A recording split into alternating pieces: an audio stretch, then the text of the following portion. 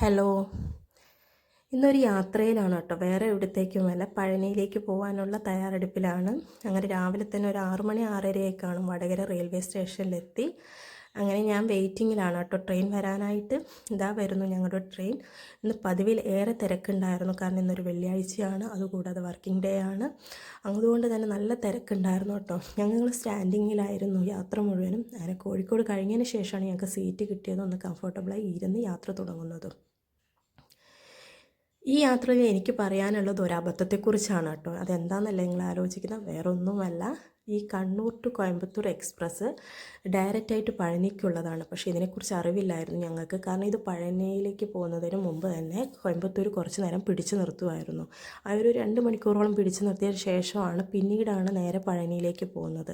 അപ്പോൾ ഇതിനെക്കുറിച്ച് അറിവില്ലാത്തത് കൊണ്ട് തന്നെ ഞങ്ങൾ പാലക്കാടിൽ നിന്ന് ഇറങ്ങി KSRT ബസ്സിൽ കയറി. അന്ന് 2 ബസ് കയറി ഇറങ്ങിയാണ് ഞങ്ങൾ എവിടെ എത്തിയത്, പഴനിയിലെത്തിയത്. അപ്പോൾ ഞങ്ങൾ അതുവരെ ഈ കാര്യത്തെക്കുറിച്ച് ഒന്നും അറിയില്ലായിരുന്നു. പഴനിയിലെത്തിയപ്പോൾ ഞങ്ങളൊരു ഫാമിലി കണ്ടു. കണ്ണൂർ ഫാമിലി ആയിരുന്നു. അവരിപ്പോൾ ഞങ്ങൾ പറഞ്ഞു, ഞങ്ങൾ എങ്ങനെയാണ് വന്നതെന്നൊക്കെ ചോദിച്ച സമയത്താണ് അവർ പറഞ്ഞത് ഞങ്ങൾ ട്രെയിനിലാണ് വന്നതെന്ന് പറഞ്ഞു. അപ്പോൾ ഇതേ ട്രെയിനിലാണ് വന്നതെന്ന് പറഞ്ഞപ്പോഴാണ് ഞങ്ങൾക്ക് പറ്റിയ അബദ്ധത്തെക്കുറിച്ച് ഞങ്ങൾ അറിയുന്നത് തന്നെ. പിന്നെ അങ്ങനെ പഴനിയിലെത്തിയതാ, നല്ല സാമ്പാർ സാദം കഴിച്ചു, നല്ല ചൂടോടെ.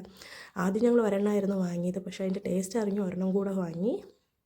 നല്ല സൂപ്പർ ഫുഡായിരുന്നു കേട്ടോ. തമിഴ്നാട് ഫുഡിനെ കുറിച്ച് നമുക്ക് പറയേണ്ട ആവശ്യമില്ലല്ലോ, പ്രത്യേകിച്ച് അടിപൊളിയായിരിക്കും. എനിക്ക് പൊതുവെ ഭയങ്കര ഇഷ്ടമാണ് കേട്ടോ തമിഴ്നാട് ഫുഡ്. എപ്പോഴും കഴിക്കാൻ ഇഷ്ടമല്ലെങ്കിലും ഇടയ്ക്കൊക്കെ ഇങ്ങനെ പോയി കഴിഞ്ഞാൽ മാക്സിമം ഞങ്ങൾ തമിഴ്നാട് ഫുഡ് തന്നെയാണ് ടേസ്റ്റ് ചെയ്ത് നോക്കാറുള്ളത്. അങ്ങനെ കുളിയെല്ലാം കഴിഞ്ഞ് വൈകുന്നേരം അമ്പലത്തിലേക്ക് പോകാനുള്ള തയ്യാറെടുപ്പിലാണ് കേട്ടോ. കാരണം എന്താണെന്ന് വെച്ച് കഴിഞ്ഞാൽ ഇന്നും തിരക്ക് കുറവായിരുന്നു. കാരണം തലേദിവസം 2 ദിവസം മുമ്പ് തന്നെ നല്ല തിരക്കുണ്ടായിരുന്നു. അവിടെ എന്തോ ആഘോഷം ഉണ്ടായിരുന്നു എന്ന് പറയുന്നത് കേട്ടോ. എന്താ അതിനെക്കുറിച്ച് എനിക്ക് അറിവില്ല. അപ്പോൾ അതുകൊണ്ട് തന്നെ ഇന്ന് വലിയ തിരക്കൊന്നും ഉണ്ടായിരുന്നില്ല. അപ്പോൾ വൈകുന്നേരം കൂടി ആയതുകൊണ്ടായിരിക്കാം ഞങ്ങൾക്ക് അത്ര തിരക്കൊന്നും ഉണ്ടായിരുന്നില്ല. അങ്ങനെ ഞങ്ങൾ പഴനിയിലേക്ക് കയറാൻ വേണ്ടി തയ്യാറെടുപ്പിലാണ് കേട്ടോ. അപ്പോൾ എനിക്ക് തോന്നുന്നു ഒരു 1-1.5-2 മണിക്കൂറോളം ഞങ്ങൾ വെയിറ്റ് ചെയ്തിട്ടാണ് പഴനിയിലേക്ക് മേലത്തേക്ക് ട്രെയിനിൽ കയറുന്നതും. അപ്പോൾ അങ്ങനെ കയറി അമ്പലത്തിൽ കയറി പ്രാർത്ഥിച്ചിട്ട് അവിടുന്ന് ഫുഡെല്ലാം കഴിച്ചു കേട്ടോ. നല്ല അടിപൊളി ഫുഡാണ് കേട്ടോ. ഇനി പോവുകയാണെങ്കിൽ ഉറപ്പായിട്ട് അവിടുത്തെ ഫുഡ് കഴിക്കുക. എനിക്ക് തോന്നുന്നു 1/2 മണിക്കൂറോളം വെയിറ്റ് ചെയ്ത് കഴിഞ്ഞാൽ നമുക്ക് കയറാൻ പറ്റും. ഒരു 1500 ഒക്കെ ഒരുമിച്ച് കയറാനുള്ളൊരു സൗകര്യം ഉണ്ട് കേട്ടോ. അപ്പോൾ താഴെയൊന്നും നമുക്ക് ഇതുപോലത്തെ ഒരു ഫുഡും കിട്ടില്ല. കാരണം എന്ന് വെച്ച് കഴിഞ്ഞാൽ അത്രയ്ക്ക് സ്വാദിഷ്ടമായ ഫുഡ് നമുക്ക് അമ്പലത്തിൽ കിട്ടുള്ളൂ. പൊതുവേ ഞാനൊരു മടിച്ചാണ് കേട്ടോ ക്യൂ നിൽക്കാൻ. അപ്പോൾ ഏട്ടന് കൂടെ പോയതിന് ശേഷമാണ് ഞാനിങ്ങനെ ക്യൂ നിന്നിട്ട് ഫുഡെല്ലാം കഴിച്ചതും അതിൻ്റെ ടേസ്റ്റ് അറിയുന്നതൊക്കെ. അപ്പോൾ അടിപൊളിയാണ് കേട്ടോ.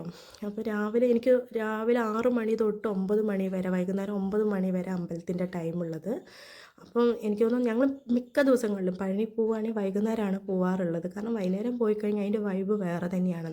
കാരണം മേലെ നിന്ന് നോക്കുമ്പോൾ നല്ല ലൈറ്റൊക്കെ ആയിട്ട് നല്ല അടിപൊളിയാണ്.